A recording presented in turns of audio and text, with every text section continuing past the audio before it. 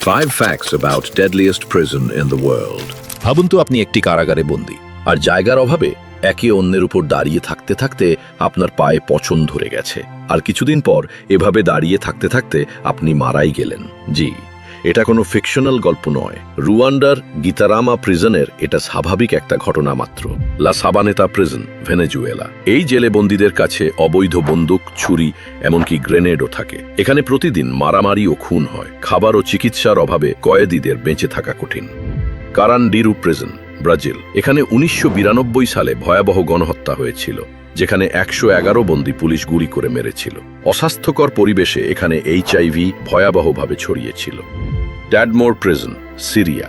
বন্দীদের প্রতিদিন নির্যাতন করা হতো। মারধর, ইলেকট্রিক শক ও মৃত্যুদণ্ড ছিল নিয়মিত ঘটনা। এক রাতে শত শত বন্দীকে গুলি করে হত্যা করার ঘটনা ঘটেছিল। এই কারাগারকে বলা হয় hell on earth. Black dolphin prison, Russia. এখানে সবচেয়ে ভয়ঙ্কর খুনি, সিরিয়াল কিলার আর ক্যানিবালরা থাকে। কয়েদিদের দিনে 23 ঘন্টা সেলে বন্দি রাখা হয়। মাথা নিচু করে হাত পা বাঁধা অবস্থায় হাঁটতে হয়।